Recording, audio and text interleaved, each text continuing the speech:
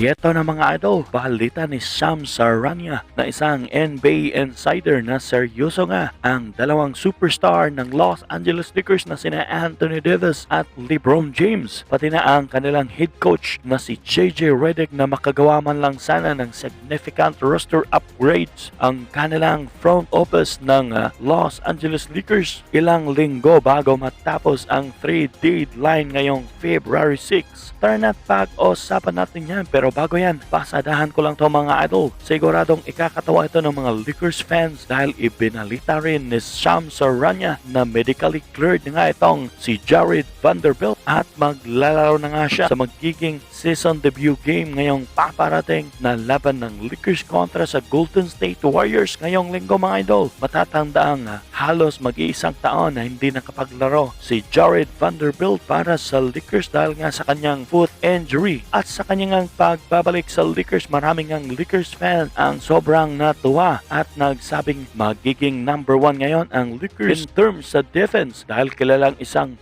perimeter at lockdown defender din si Jared Vanderbilt. For sure yan mga idol na malaking pagbabago ang mangyayari sa Lakers lalo na sa kanilang magiging depensa dahil balik laro na nga si Jared Vanderbilt na isang great defender at idagdag mo pa na may Dorian Finney-Smith na kilala rin bilang isang 3-and-D player. Kayo ba mga idol? Anong masasabi nyo sa muling pagbabalik ni Jared Vanderbilt? Samantala, ibinalita nga ni Sam Sarania mga idol na isang NBA insider na very concerned at seryoso nga si LBJ, Anthony Davis at si Coach JJ Redick na makagawa man lang sana ng significant roster upgrades o trades ang front office ng Lakers bago pa matapos ang trade deadline ngayong February 6. Kahit na nga andyan pa rin naman ang pagiging high level of performance at pagiging elite ng dalawang superstar ng Lakers sa paglalaro ay kinakailangan pa rin daw ng dalawa na makakuha ang